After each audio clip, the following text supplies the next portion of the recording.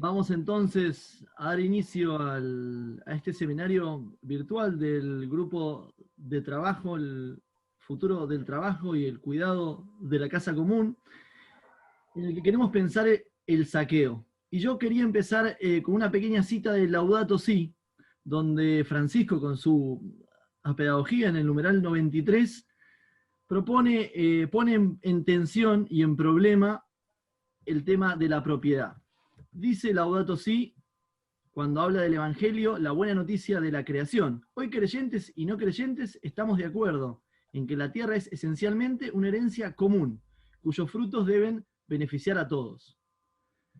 Ahí hace un desarrollo sobre eso y cita con mucha inteligencia a Juan Pablo II, que no es un papa comunista, pero que decía con toda claridad: la Iglesia defiende sí el legítimo derecho a la propiedad privada, pero enseña con no menor claridad que sobre toda propiedad privada grava siempre, ese siempre es fundamental, una hipoteca social, para que los bienes sirvan a la destinación general que Dios les ha dado.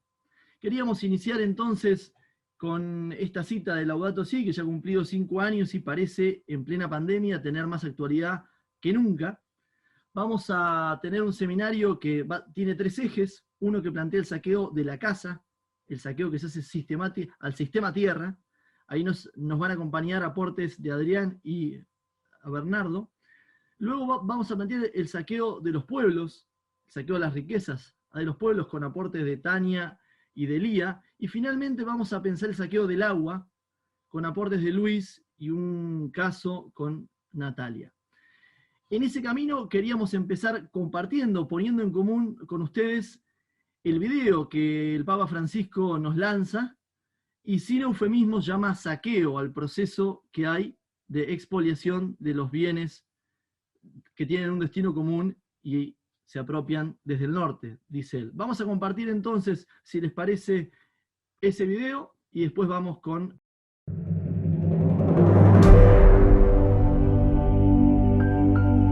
Estamos exprimiendo los bienes del planeta, exprimiéndolos, como si fuera una naranja. Países y empresas del norte se han enriquecido explotando dones naturales del sur, generando una deuda ecológica. ¿Quién va a pagar esta deuda? Además, la deuda ecológica se agranda cuando multinacionales hacen fuera de sus países lo que no se les permite hacer en los suyos. Es indignante. Hoy, no mañana, hoy tenemos que cuidar la creación con responsabilidad. Recemos para que los bienes del planeta no sean saqueados, sino que se compartan de manera justa y respetuosa. No al saqueo, sí al compartir.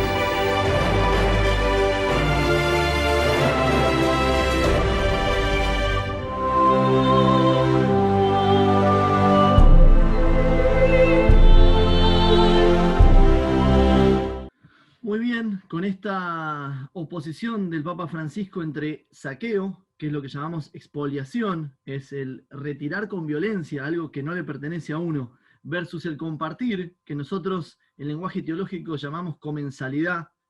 Decimos que a Jesús lo mataron por las mesas que él compartió, por cómo se mezcló con su pueblo.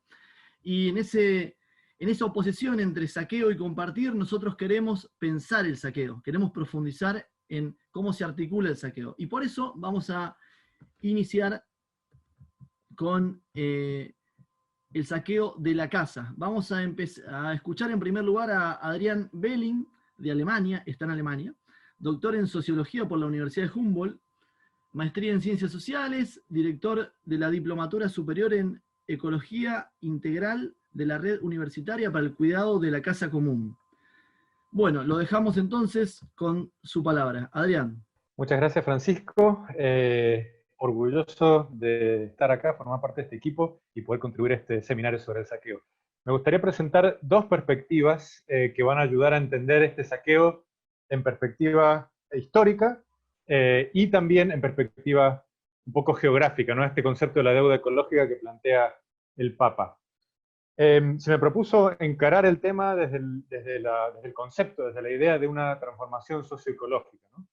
Entonces, lo primero que me gustaría plantear es que esta idea de transformación, ¿no? De una sociedad que está en permanente cambio es típica de las sociedades modernas, ¿no? Empezó con los procesos de industrialización o preindustrialización ya por el siglo XVII, pero continuó mucho más aceleradamente, obviamente, en el XIX y en el XX.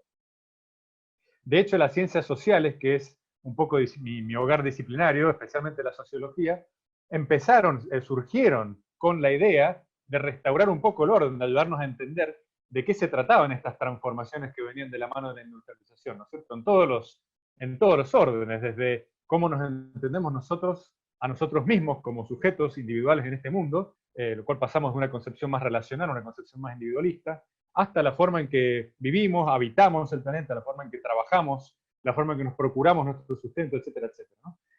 Una transformación muy vasta, que Karl Polanyi llamó en su libro de 1944 La Gran Transformación, y que justamente él cuestiona, digamos, este proceso no controlado como un proceso que termina desembocando en catástrofes, ¿no? Como el fascismo a mediados del siglo XX. Esta perspectiva fue muy estudiada desde la perspectiva social, desde la dimensión social del problema, pero no tanto desde la dimensión ecológica del problema, ¿no? Dijimos que vamos a hablar de transformación socioecológica. Esta perspectiva o esta idea de analizar el tema desde el punto de vista ecológico aparece con fuerza desde mitad del siglo XX, especialmente desde los años 60 y 70, cuando se empieza a cuestionar fuertemente el impacto que está teniendo justamente en el planeta, en la casa común, estos procesos, ¿no? que vienen, como digo, ya con una raíz histórica de 2 siglos para ese entonces. Y aparece con muchísima fuerza la idea de saqueo como, quizá no con esa palabra, pero la idea de fondo, como una explicación teórica por qué esto está ocurriendo, ¿no? Cómo estamos transformando estas relaciones que dije recién, ¿no? La forma de concebirnos individualmente, la forma de trabajar, etcétera. Si miramos, por ejemplo, los 3 ejes que solemos trabajar en este grupo, como la base material un poco de la dignidad humana, ¿no es cierto? Trabajo, tierra y techo, o techo, tierra, trabajo. También el Papa hablaba frecuentemente de esto. Aparece que todas estas dimensiones, las 3 y también otras, son transformadas bajo esta perspectiva del saqueo, ¿no es cierto? Por ejemplo, en el caso del trabajo, el concepto de trabajo se reduce a una concepción muy estrecha de trabajo que invisibiliza todas las formas de trabajo que no sean aquellas que son vender el propio tiempo a una empresa capitalista a cambio de un salario, ¿no es cierto? La cuestión tan fuertemente teorizada desde Marx, ¿no? En el caso de la tierra, obviamente fue quizá lo primero que se estudió, los cercamientos de la tierra, ¿no? En aras de aumentar, digamos, este capital, que no es otra cosa que la expresión moderna de la idea de propiedad, ¿no? Esta absolutización de la propiedad tiene que ver con la posibilidad de aumentar siempre este capital, y eso siempre ocurre a expensas de otro, ¿no? Del procomún en aquel momento, ¿no? Se cerró la tierra al procomún. Y en el caso del techo ya lo vimos de forma más dramática quizás con la crisis del 2008, ¿no? Cuando la vivienda se transforma ya no en un derecho de tener un techo sobre tu cabeza, sino en una commodity, ¿no? que sigue las lógicas y las reglas del mercado capitalista, ¿no? Entonces, todas estas dimensiones de la vida individual y colectiva pasan a estar atravesadas por esta dinámica de saqueo, ¿no? Pero estas cosas no son del todo nuevas, y aquí es donde quiero plantear la segunda perspectiva, sino que a partir especialmente de mediados del siglo XX, aparece una segunda forma, una segunda concepción que podríamos denominar de saqueo, que tiene que ver con nuestra relación con el mundo, y no está obviamente aislada de la primera forma de entender el saqueo, sino está íntimamente relacionada. Pero creo que esta segunda forma de saqueo se queda sobre todo de manifiesto a partir de una gráfica que se ha hecho bastante notoria en estos últimos 10 años. Les estoy compartiendo pantalla para mostrarles simplemente un minuto esta gráfica. Tiene que ver con el fenómeno que se va a llamar la gran aceleración. Es un fenómeno que da cuenta de la magnitud y de la aceleración, el tiempo, ¿no?, de estos cambios, ¿no? Este proceso de saqueo se empieza a acelerar, y se empieza a acelerar no a partir de un momento cualquiera o de forma dispar en el tiempo, sino que hay una coincidencia muy notable a partir del año 1950, tanto en indicadores socioeconómicos como indicadores biofísicos, ¿no? El sistema Tierra empieza a ver este comportamiento exponencial, significa que a partir de eso empieza a acelerar fuertemente esta dinámica de saqueo. Dejo de compartirles porque simplemente quería mostrarles esto. Esto tiene que ver sobre todo con un problema que el Papa plantea de forma magistral en el número 2 del tercer capítulo de Laudato Si, donde lo enmarca dentro de la idea de la globalización del paradigma tecnocrático, ¿no? Dice que el problema fundamental es uno más profundo todavía, cito al Papa en Laudato Si, el número 106, es el modo como la humanidad de hecho ha asumido la tecnología y su desarrollo junto con un paradigma homogéneo y unidimensional. Dice más adelante el mismo numeral, la intervención humana en la naturaleza siempre ha acontecido, pero durante mucho tiempo tuvo la característica de acompañar, de plegarse a las posibilidades que ofrecen las cosas mismas. Se trataba de recibir lo que la realidad natural de suyo permite como tendiendo la mano. En cambio ahora lo que interesa es extraer todo lo posible de las cosas por la imposición de la mano humana, lo que acabamos de ver en el video, ¿no? De estrujar la tierra como una naranja. Esto tiende a ignorar o olvidar la realidad misma de lo que se tiene delante. Por eso el ser humano y las cosas han dejado de tenderse amigablemente la mano para pasar a estar enfrentados, ¿no? Y de aquí se pasa fácilmente, dice el Papa, esta idea de crecimiento infinito, como si el planeta pudiera abastecer cualquier tipo de demanda que nosotros le propongamos. Ahora, ¿por qué ocurre esto a partir de 1950? Por lo que dice el Papa, ¿no? La globalización de este paradigma, llama el paradigma tecnocrático, lo podemos plantear como la globalización de un modo de vida, donde en lugar de democratizar la diversidad de formas de habitar la Tierra, la diversidad de formas de vivir, la diversidad de formas de entender el bienestar, o la felicidad, o la realización del ser humano, lo que se ha intentado democratizar es el acceso a un modo de vida explotador y destructor de nuestra casa común, ¿no? Entonces nos encontramos frente a esta paradoja de una transformación socioecológica que nos está llevando por delante, que es un modelo suicida, dice el Papa también, ¿no? Y la pregunta es cómo revertimos este proceso. Y la única forma, propongo yo, es lo que Karl Polanyi denomina una gran transformación, pero de sentido contrario, ¿no? Deconstruir estas formas de absolutización de la propiedad, restaurar el ecosistema. Y aquí estoy abriéndole un poquito la puerta a mi compañera Tania Ávila, que va a hablar luego del saqueo de los pueblos, ¿no? Esta idea de la diversidad, la biodiversidad cultural también, ¿no? Restaurar un poco esto como una forma de riqueza alternativa, donde nuestro horizonte de emancipación no sea solamente la globalización de este paradigma tecnocrático y explotador, ¿no? Un poco lo que nos decía Emilce al comienzo, ¿no? Si uno plantea un cuestionamiento al tema de la propiedad, de la absolutización de la propiedad privada, los primeros que salen a la calle hoy a veces son los que menos tienen, ¿no? Porque tienen esto como horizonte de emancipación.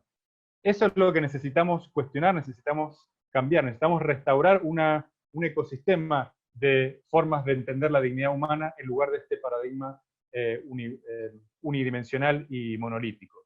Bueno, con esto termino y les agradezco mucho por la atención y les dejo este tema planteado para sus reacciones y comentarios. Muchas gracias.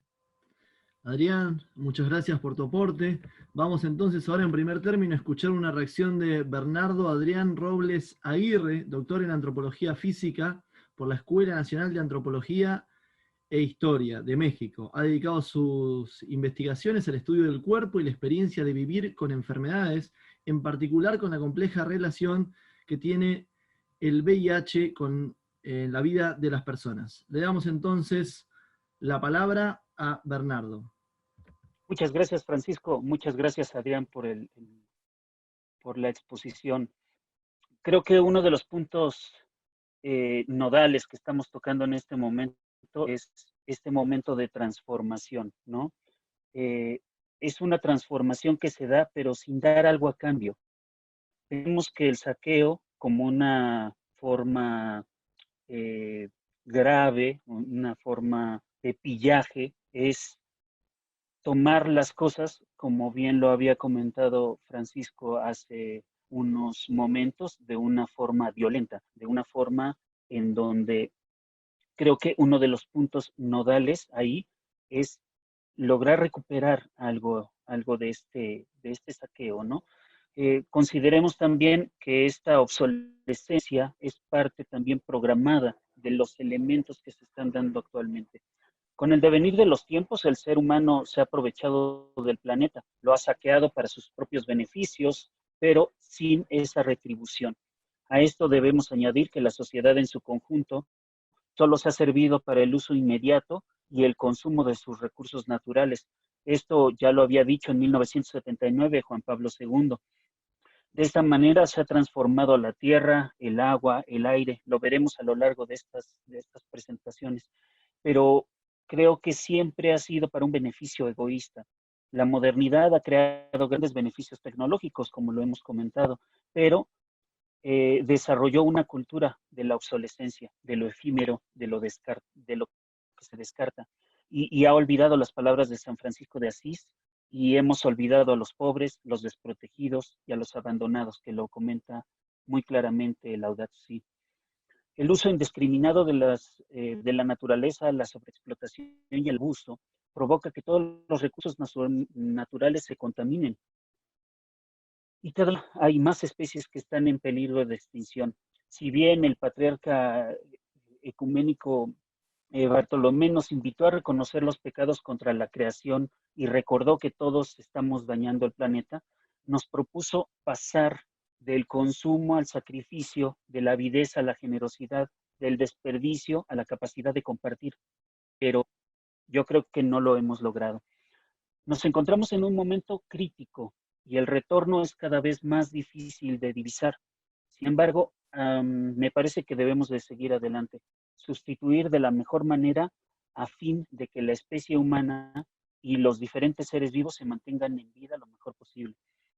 Benedicto XVI, en 2009, más o menos, incluyó el ambiente, la vida, la sexualidad, la familia y las relaciones sociales y la cultura como elementos para la reflexión. Como antropólogo, creo que este es un elemento fundamental, por lo que es importante reconocer estos elementos para el cambio y darnos cuenta que solo nos vemos a nosotros mismos. Es importante en este contexto reconocer lo que el Papa Francisco habla de una ecología integral, cuidar todo lo que existe y estar en la búsqueda de un desarrollo sostenible, sustentable e integral, pues ante la falta de ese interés general debemos solidarizarnos de una forma universalmente. Ya para concluir, me gustaría incluir el término de sindemia, que es uno de los elementos que están ahorita, me parece, en la palestra y son muy importantes. Es un término de una antropóloga, la antropóloga Singer, en 1996, y hace referencia al conjunto de enfermedades, ¿no? Ahora sí, una sindemia es un conjunto de pandemias, ¿no? Estamos hablando de que actualmente nos encontramos con un COVID-19, estamos hablando de que ese COVID-19 está conviviendo con enfermedades como la diabetes, el tabaquismo, la obesidad, solamente por mencionar 3, ¿no? Y estas interactúan biológicamente entre sí y que son además la causa y el resultado de problemas por las desigualdades sociales, culturales y económicas. Gracias. Bernardo, muchas gracias. Nos deja servido el camino para hacer un movimiento más. El Papa Francisco no duda en unir la explotación de la tierra con la explotación de los pueblos, con el saqueo de la vida, de la diversidad, con el saqueo de la sabiduría de nuestros pueblos. Por eso, cuando habla del saqueo, sin ningún resquemor, dice que es indignante el movimiento de esta ira divina, y al mismo tiempo plantea que la relación es norte-sur, y lo dice con toda la claridad. Por eso ahora vamos a pensar en el saqueo de los pueblos y en el valor que tiene hacer una reflexión desde el sur global sobre esto. Por eso le vamos a dar entonces la palabra a Tania Ávila para entrar en el mapa del saqueo de los pueblos. ¿Quién es Tania? Tania es Ávila Meneses, dependiente quechua boliviana, teóloga, apasionada por la semiótica, para la comunicación intercultural y parte de la red de cientistas sociales y teólogos de Amerindia. Tania. Muchas gracias, Fran. Quiero compartirles solamente 3 ideas del saqueo que sufren los pueblos indígenas en general.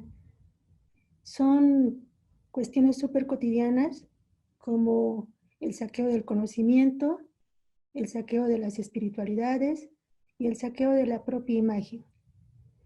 Y comparto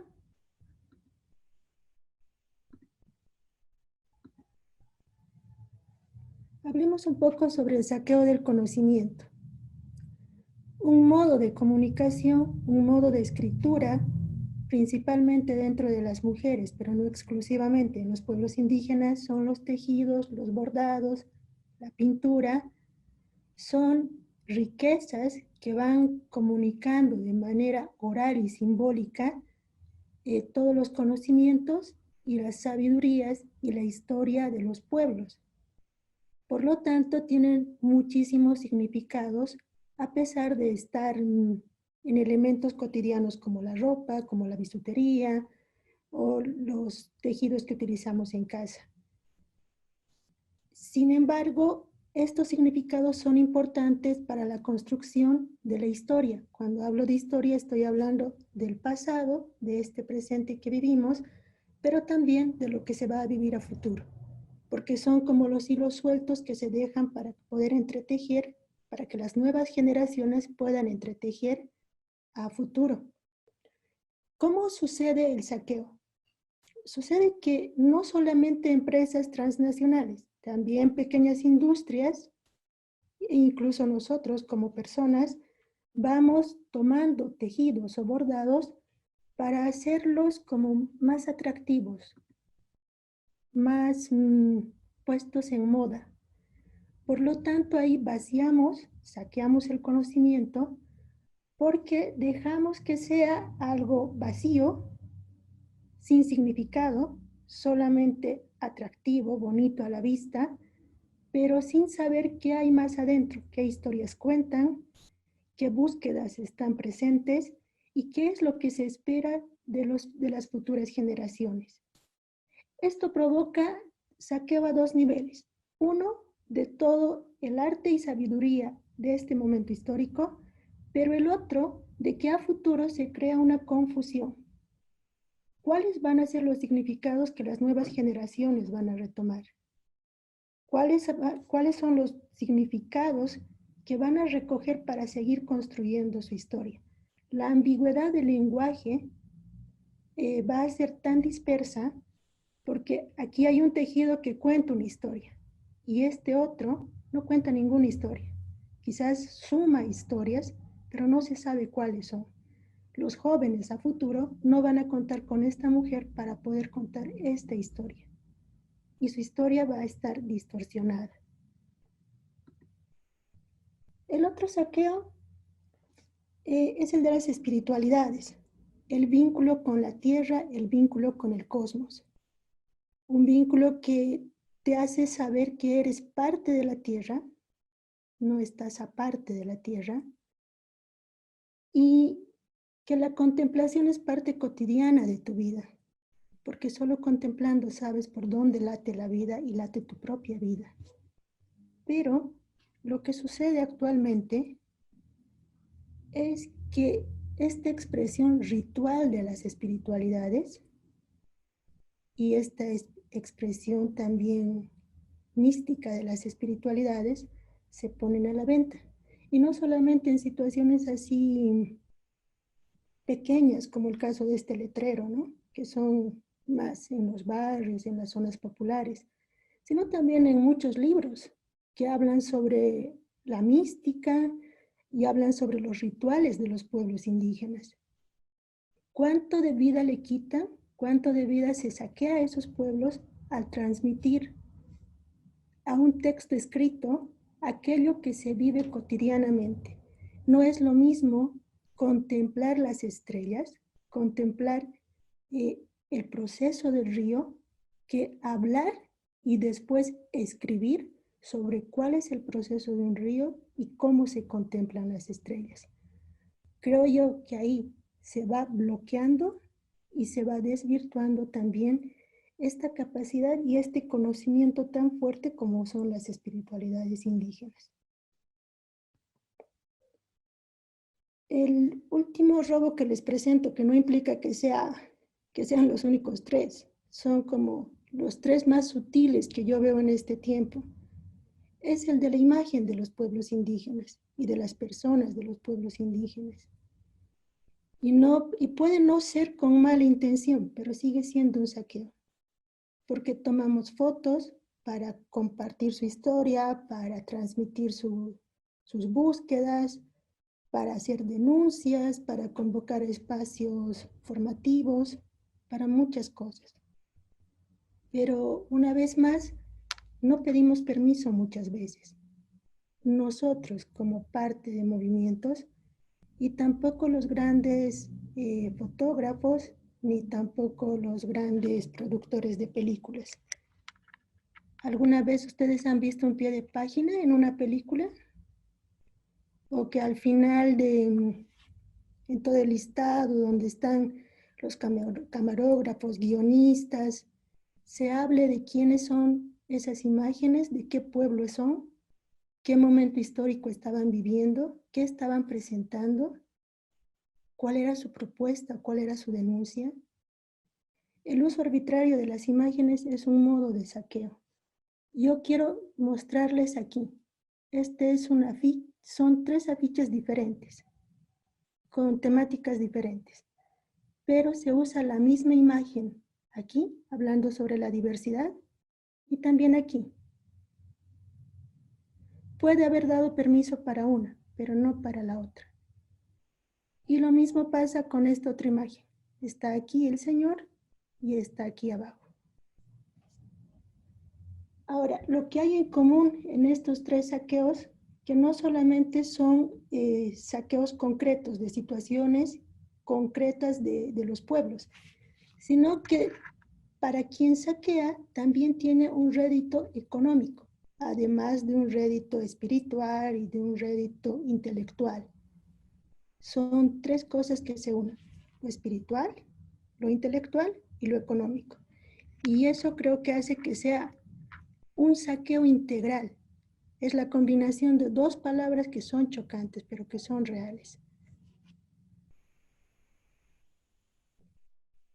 Para mí, estos 3 modos de saqueo son un modo de saquear la palabra de los pueblos, el lenguaje de los pueblos, porque se apropian de distintos lenguajes, se saquean distintos lenguajes para asumirlo dentro de una corriente que no es integral, que no es creadora, sino que responde a un sistema comercial, a un sistema de premio-castigo, a un sistema de pongo esto para obtener esto. Y eso no es la búsqueda de los pueblos. Creo que como propuesta, desde lo que hacemos en estos espacios, podríamos primero tomar conciencia de cuánto estamos saqueando nosotros a los pueblos y cuánto permitimos saquear a los pueblos con otras instituciones, empresas o transnacionales, y poder visibilizar estos saqueos culturales, sutiles saqueos culturales, en los espacios donde nos movemos y en los espacios donde podemos tomar nuestras palabras. Porque es como un hilo muy frágil, muy delgado, como pueden ver en la imagen, que se puede romper, porque es el hilo sutil que sostiene las historias. Muchas gracias.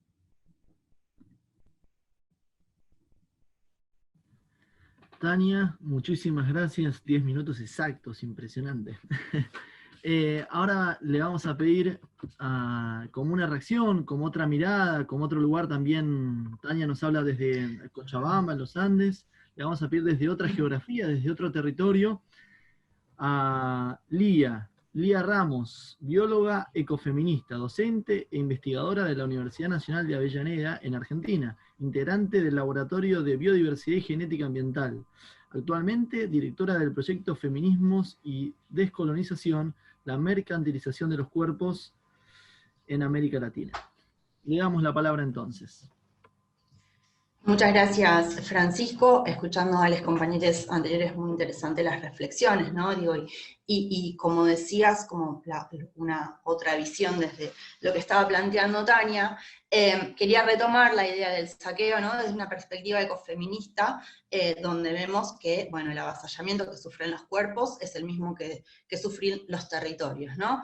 El sistema de producción extractivista actual, que ya viene de hace más de 500 años, por supuesto, en América Latina, está pensado y desarrollado por hombres blancos, ¿no? De clase media, media alta, occidentales, y esa construcción, ¿no? Que es propia de una lógica occidental neocolonial, genera categorías binarias, ¿no?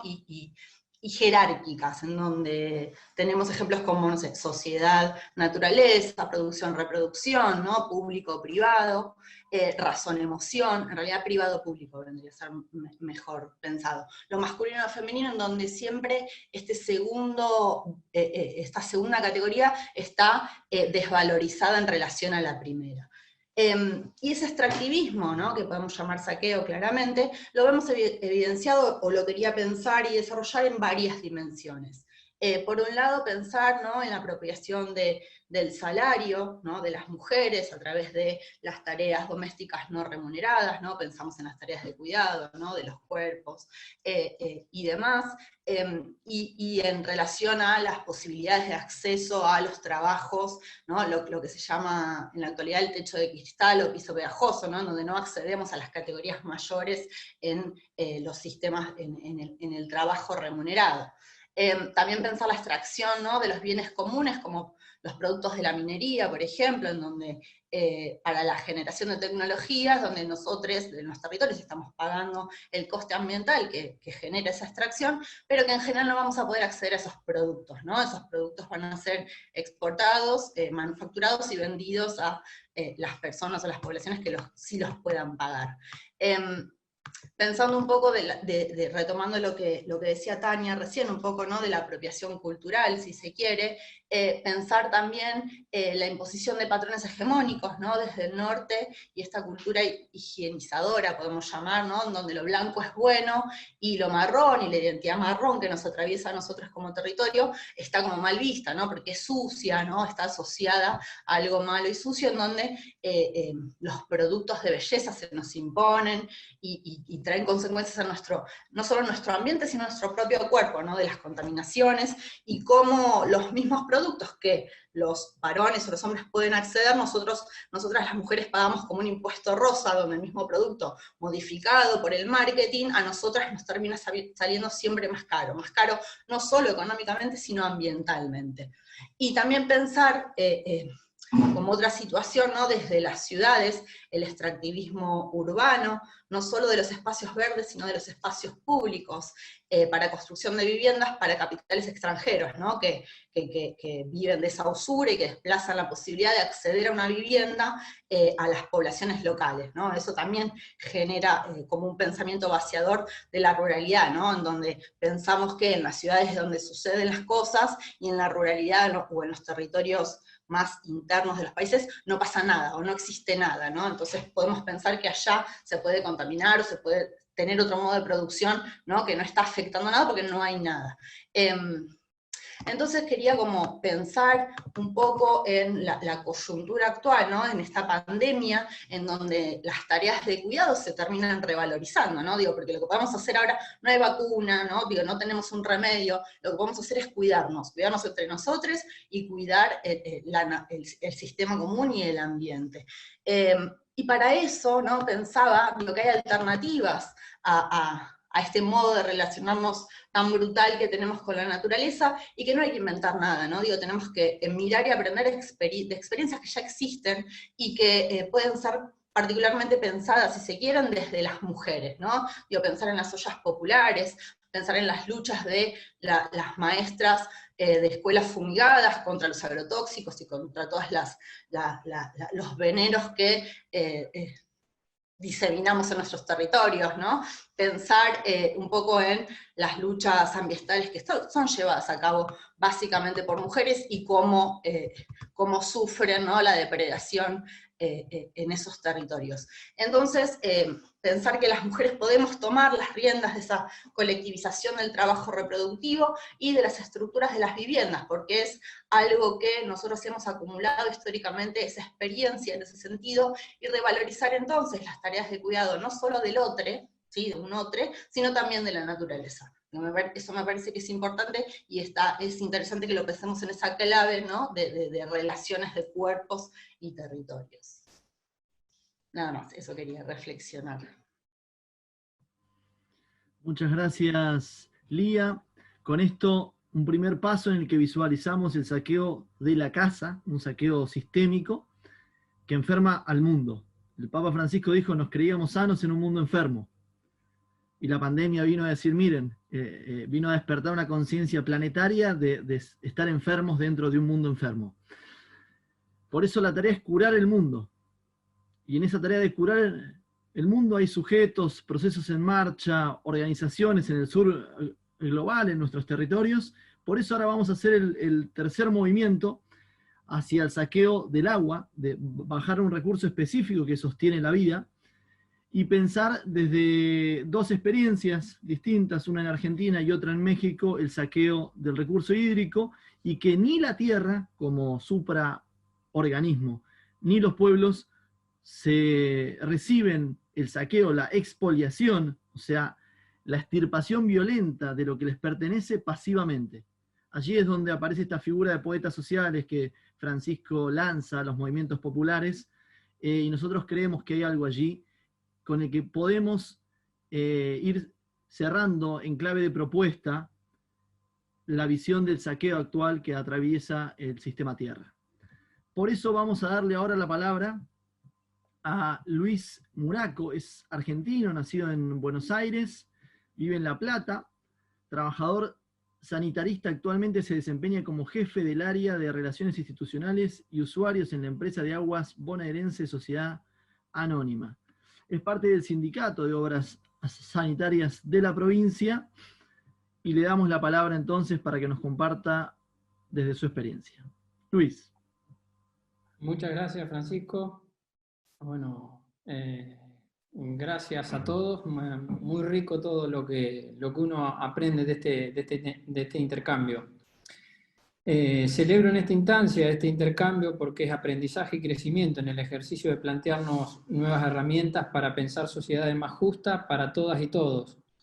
Quiero mencionar y retomar desde la presentación, que te agradezco, de dónde vengo. Por tal razón el tema tratado, el saqueo, en términos de propiedad y lo que significa el recurso hídrico en su cosmovisión con respecto a ello. Trabajo en una empresa proveedora de servicios de agua y saneamiento de la provincia de Buenos Aires, como mencionaste, Aguas Bonaerense, que tiene una particularidad de ser la operadora del servicio de mayor extensión territorial de Argentina, por su área de servicio que comprende 89 localidades de la provincia de Buenos Aires.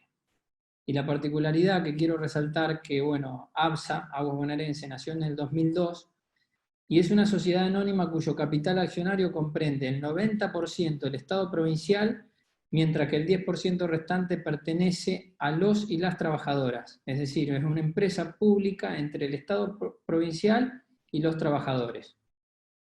Como bien mencionaba, es el tema que estamos abordando sobre el agua. Todos sabemos que el agua es un recurso escaso y limitado. El acceso al agua potable y el saneamiento son fundamentales para la vida. Por eso, el agua es un derecho humano y como tal su accesibilidad debería ser garantizada. Sin embargo, hay muchas regiones del planeta que se ven seriamente afectadas por la falta de este recurso, mientras que otras se ven en superabundancia. Si nosotros imaginamos hoy el globo terráqueo, el 70% del recurso del planeta es agua.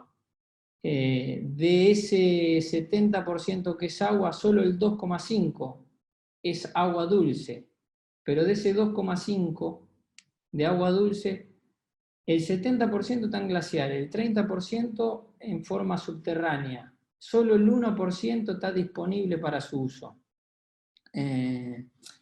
Si también nos imaginamos en ese mismo, la distribución regional por continente, podemos ver que en Asia el 36 dispone del 36% de ese recurso hídrico, mientras que América del Sur tiene el 26%, América del Norte el 15%, África el 11%, Europa el 8%, Oceanía el 5%, pero con una particularidad en que Asia tiene el 36% del recurso hídrico, pero tiene el 60% de la población global.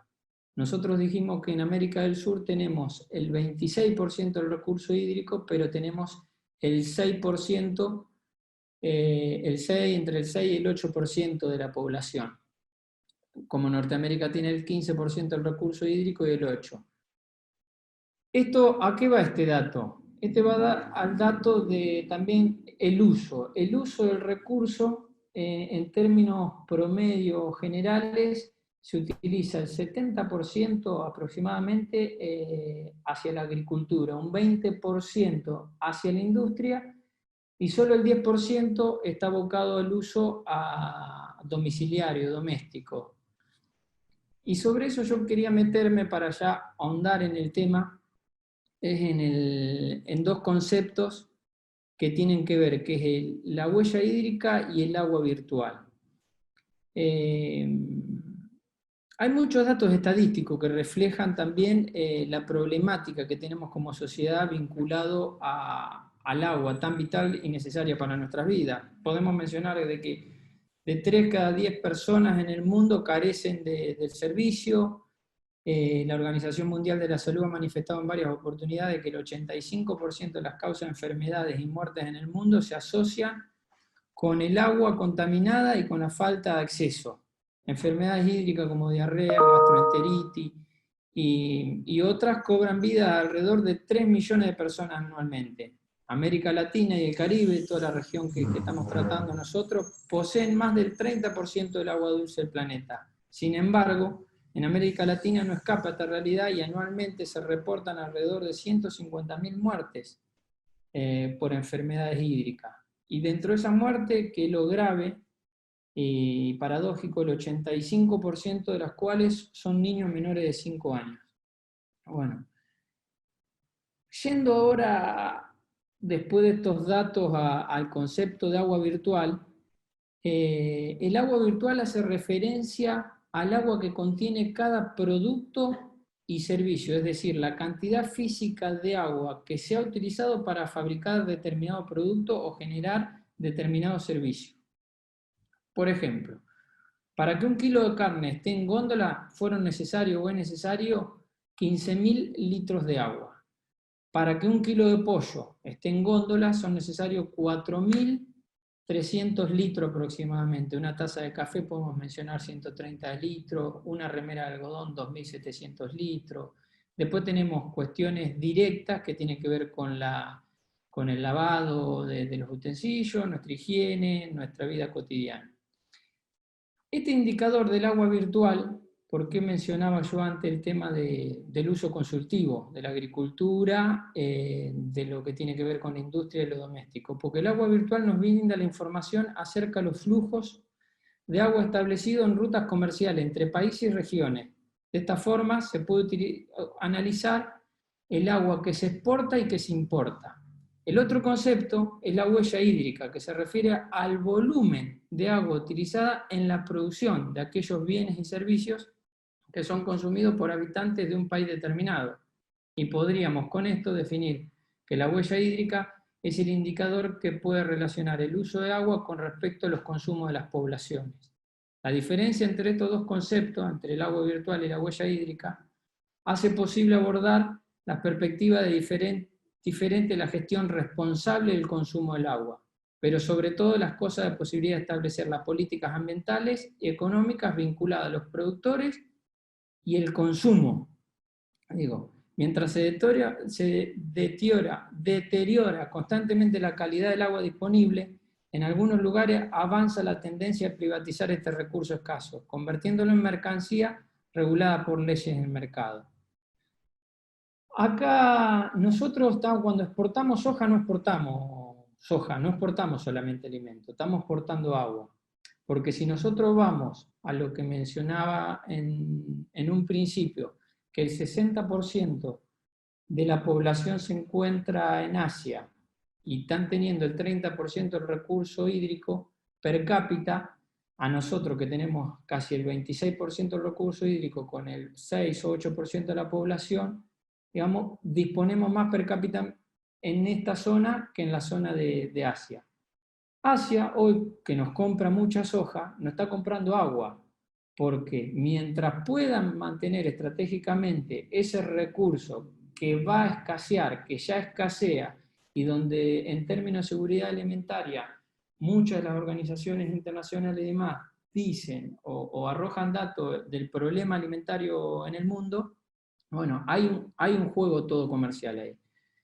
Y hay un lobby también de todas las corporaciones, que mediáticamente y demás, a través del uso, o pintando de verde, le llamaría yo, usan estos términos como para brindarse ambientalista. ¿En qué influye, qué es grave? Y aquí está también parte del saqueo, considero, en que una empresa multinacional, para no poner nombre, gigante, que produzca cualquier cosa, con el solo hecho de pintar de verde, va a enmascararse de que su huella hídrica es menor a tal, mudando ciertas fábricas o ciertos lugares donde producen a determinados territorios, y eso influye en el comercio. Supongamos, y para dar un nombre, Coca-Cola, que la forma de Coca-Cola, para producir Coca-Cola se necesita naranja.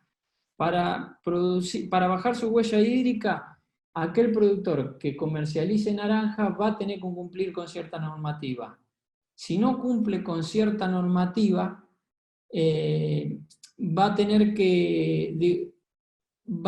que agarrar y adaptarse a esa normativa. Esa normativa va a influir de que de acuerdo a la cantidad de humedales, cómo llueve, la disposición del agua y que tenga, es que va a poder comerciar su producto o no. Y esto va a correr en términos comerciales los ejes de producción. El saqueo del agua, entonces, en algún sentido, no está en el mal uso del recurso en términos individuales o el uso que se puede hacer de ella en actividades industriales. El problema es la falta de una planificación en referencia al recurso hídrico, como también la falta de conciencia individual y colectiva sobre la disponibilidad y el cuidado. Las cuestiones vinculadas a la gestión de los recursos hídricos no pueden quedar en manos de leyes del mercado e intereses empresariales. Es fundamental en esto que los estados puedan planificar, coordinar, regular y sancionar todo lo referido al recurso hídrico como factor fundamental para garantizar el acceso equitativo al agua como un derecho humano inalienable.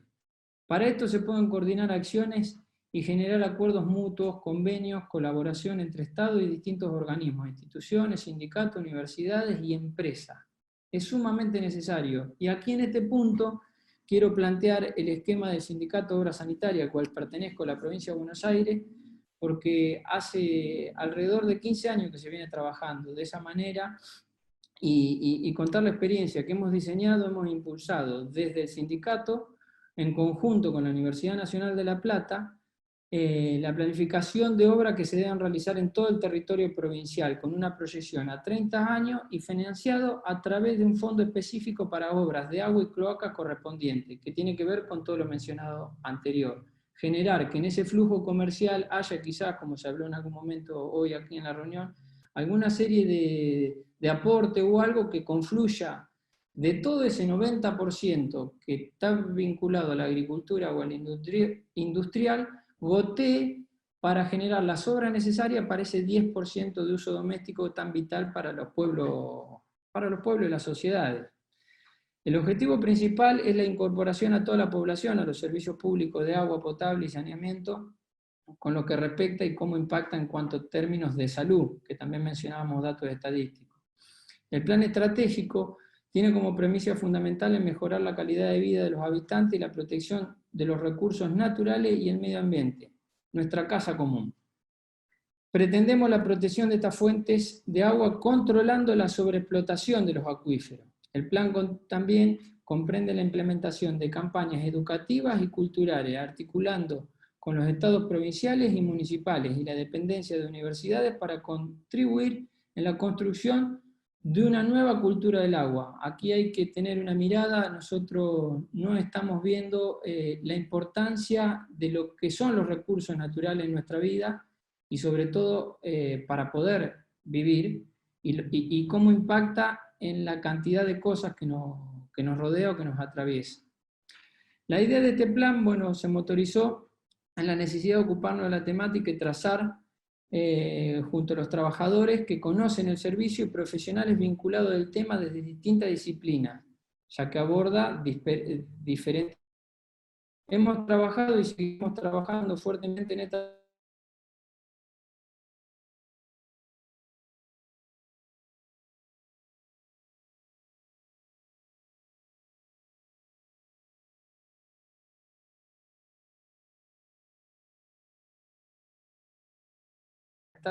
para que su implementación siga y continúe independientemente de los gobiernos de turnos. Como conclusión y cerrando, quizá esta mirada que tenemos, que yo hoy expongo, pero que tenemos de nuestra organización, quisiera remarcar el éxito de nuestros objetivos será siempre y cuando de accesibilidad y mejora de la calidad del agua en el mundo, netamente de la gran medida de la gestión de estados fuertes que aporten en el marco propicio para tal fin, concibiendo el recurso como un bien público, como un derecho humano. Esto implica fundamentalmente diseñar y poner en marcha infraestructura para la preservación y distribución equitativa del recurso. Es preciso generar fuentes de financiamiento y acuerdos cooperativos para tal fin, y a su vez encontrar dentro de la estructura social cómo nos inclinamos hacia una transformación de la distribución, la producción y el consumo.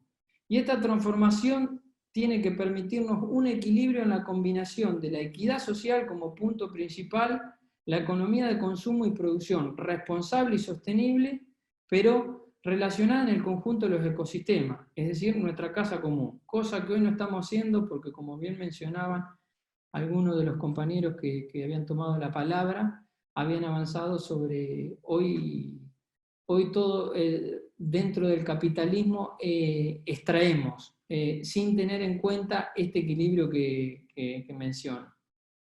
Y para cerrar, me gustaría enfocarme y sugerir la lectura. Digo, hay 3 hitos, creo, fundamentales en la historia con respecto a este tema que venimos hablando del saqueo y de los recursos.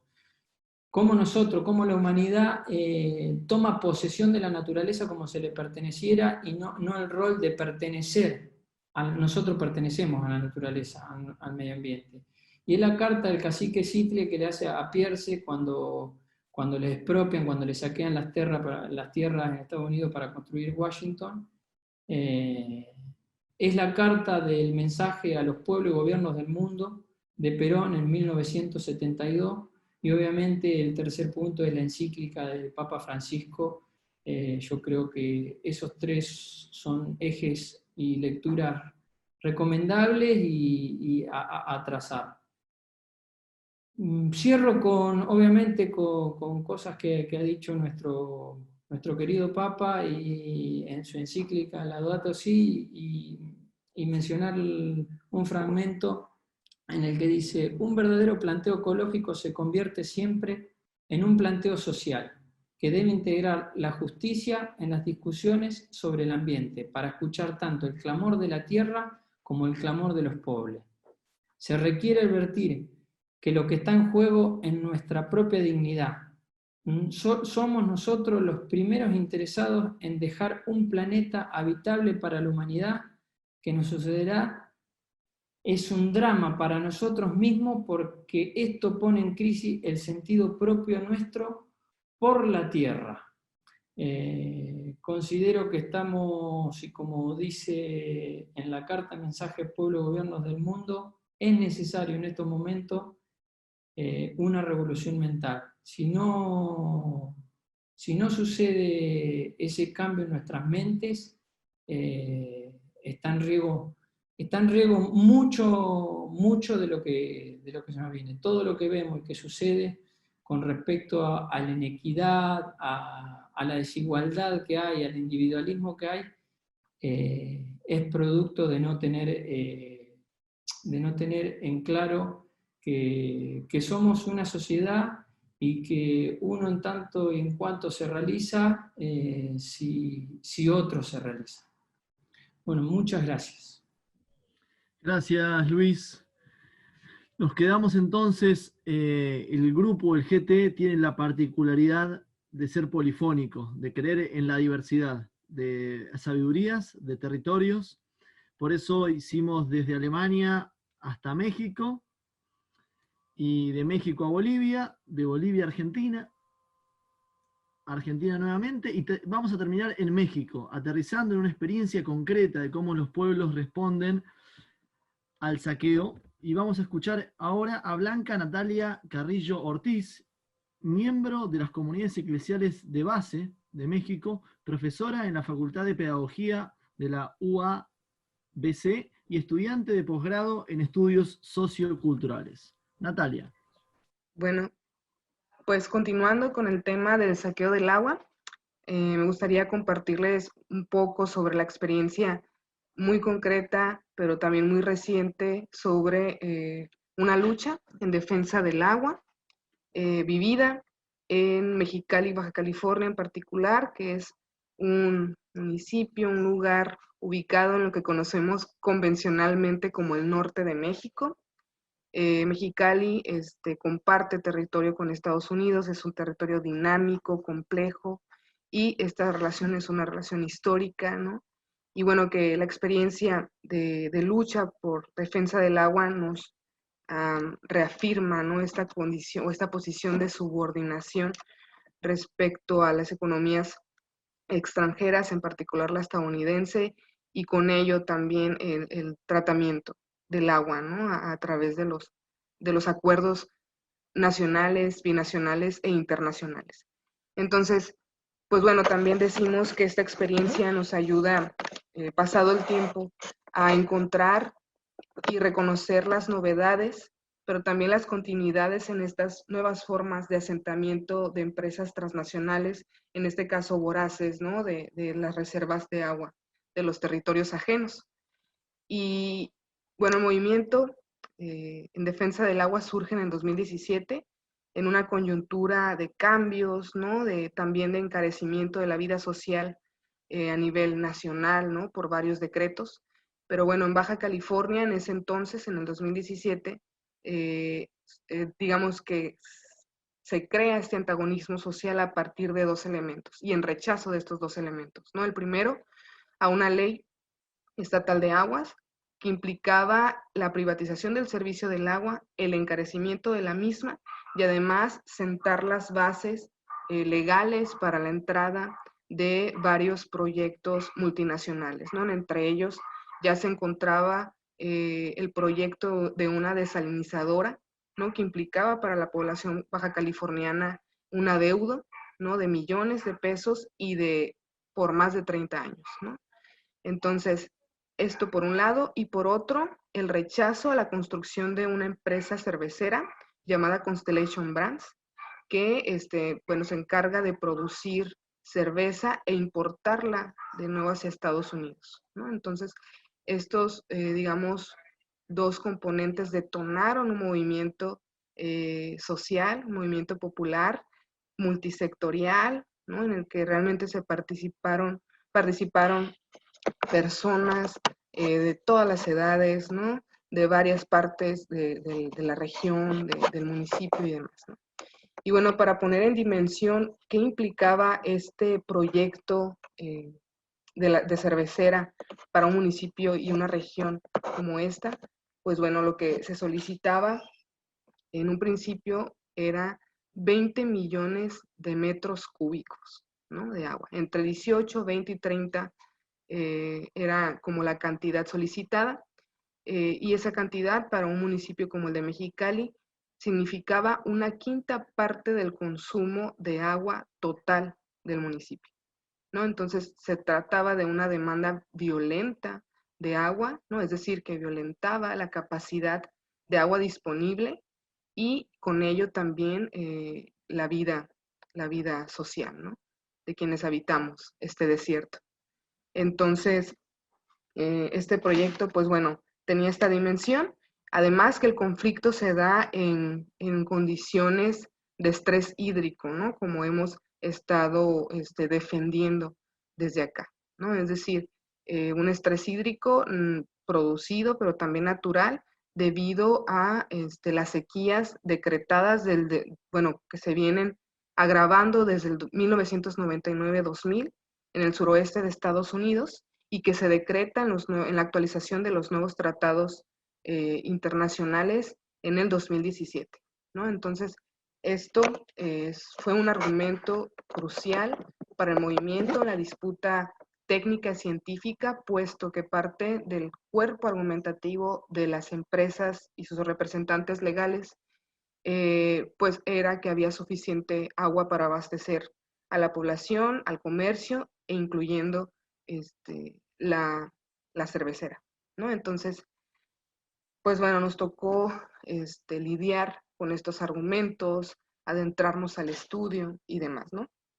Y bueno, para ir cerrando, creo que son muchos los mensajes que surgen a partir de esta experiencia, ¿no? Por un lado, comprender como este gran mapa de actores, ¿no? Que intervienen en estos asentamientos de transnacionales, pero también nos recuerda que esta terquedad, ¿no? La terquedad de los pueblos en rechazo de los proyectos transnacionales que agreden y violentan la vida social, pues es importante, ¿no? Para la determinación de las demandas, ¿no? En este caso, se logró echar atrás una ley privatizadora del agua y además de detener la construcción con un 44% de avance en aquel momento de la cervecera, ¿no? Entonces, en el plano político general, esto también activa una memoria del agua que no era tan explícita para las nuevas generaciones, digamos, ¿no? Sino que con esta terquedad nos ayuda a reconocer esta relación importante del agua.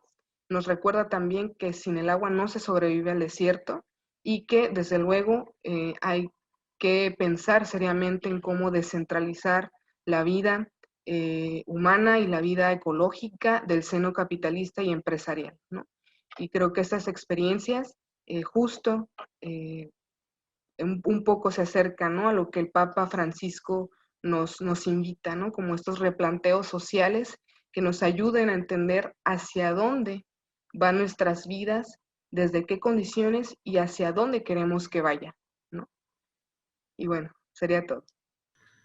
Muchas gracias, Natalia. Es evidente que en la dinámica de nuestro trabajo de grupo, un concepto, una idea, siempre parte de este método del ver, discernir, juzgar y obrar, y ahora nosotros llegamos a esta praxis vivida en Mexicali, en el norte de México, que nos sirve como lugar donde se cristalizan estas disputas por el saqueo, las respuestas de los pueblos y el mal que toma carne, como el bien también se hizo carne. Quería en este momento final abrir la palabra a algunos de los compañeros y compañeras que son parte del grupo y que no han tomado la palabra, alguna reacción en orden a las 6 intervenciones que ya hemos tenido.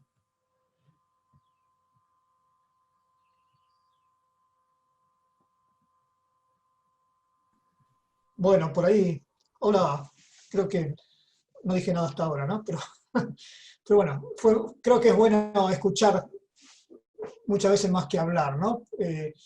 No es exactamente, si bien no es exactamente mi tema, salvo el tema del agua por ahí, tuyo, el de Luis, es el que más, digamos, me toca a mí en parte, pero me parece que de lo que entiendo, digamos, de lo que escuché, de la riqueza que hay, y de lo que veníamos hablando también en el grupo, me parece que hay un montón de interconexiones que tienen que ver entre el trabajo, entre los recursos naturales y los recursos que podemos llamar sociales. Está bien, creo que fue algo que puedo entender yo, que es, digamos, que fue transversal a cada uno, obviamente, con su tema, ¿no?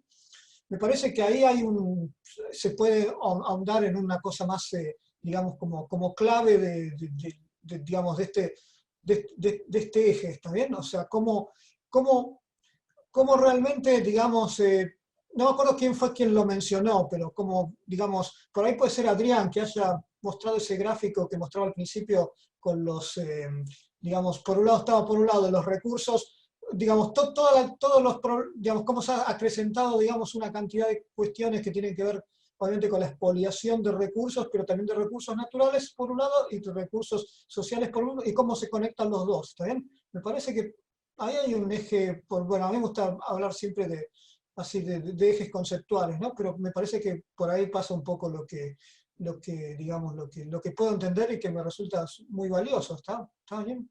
Sobre todo que hay un montón de cosas que obviamente yo, de los que han hablado, no manejo, ¿está? Pero bueno, la verdad que sumamente interesante. Gracias Alejandro por el aporte. ¿Algún otro? ¿Alguna otra? Una intervención breve, Francisco. Bueno, muy interesante todas las presentaciones. Como vimos, evidentemente los procesos de saqueo del ambiente asumen distintas formas de apropiación, por desposesión, formas de banalización y escenificación de las culturas, como nos contaba Tania, y también formas de mercantilización de los recursos. Pero me parece que, digamos, quedándonos con la última intervención de Natalia, el territorio no solamente asume la forma de recurso, sino también asume la forma de abrigo, y ahí aparecen las comunidades, digamos, y esto me parece súper interesante, aparecen las comunidades defendiendo, y me parece que es importante quedarnos, ¿no?, con que tenemos margen de esperanza más allá de estos saqueos que observamos. Muchas gracias, Joaquín. Uno más. Bueno, yo un comentario súper breve. He ingresado un poco tarde, disculpa. En Bolivia la una es como la hora de comer, así que por eso he ingresado un poco tarde.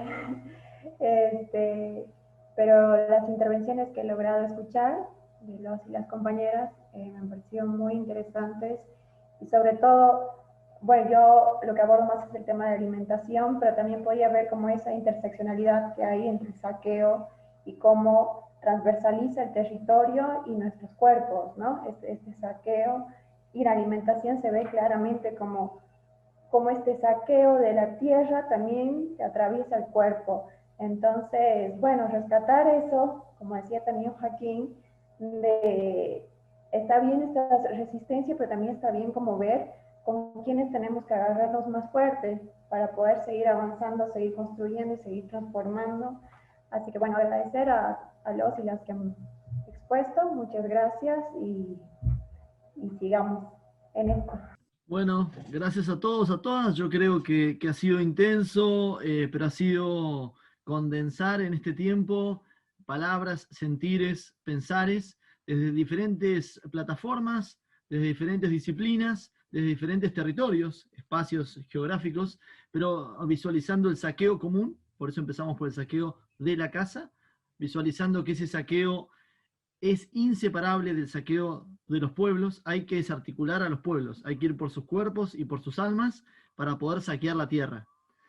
Por eso terminamos con este ejemplo de la recuperación del plan. Francisco habla de un plan para resucitar, Luis hablaba de la recuperación de la planificación, de la recuperación del plan, de que tenemos que tener un plan, así como tienen un plan para saquear, tenemos que tener un plan para resucitar a la casa común, para curar el mundo, para volver a ser todos hermanos y hermanas. En esa propuesta tenemos el liderazgo de Francisco, pero en esa propuesta hay que poner toda nuestra sabiduría, la de nuestros pueblos y la de la academia en diferentes áreas, y también acercarnos con mucha humildad, y yo creo que este GT tiene esa bondad, acercarnos con mucha humildad a la práctica de nuestros pueblos, a sus luchas, a su empeño cotidiano por cuidar la casa común y sanar el mundo. Así que muchas gracias a todos y a todas por haber dado este tiempo, y nos vamos a estar encontrando próximamente. Muchas gracias.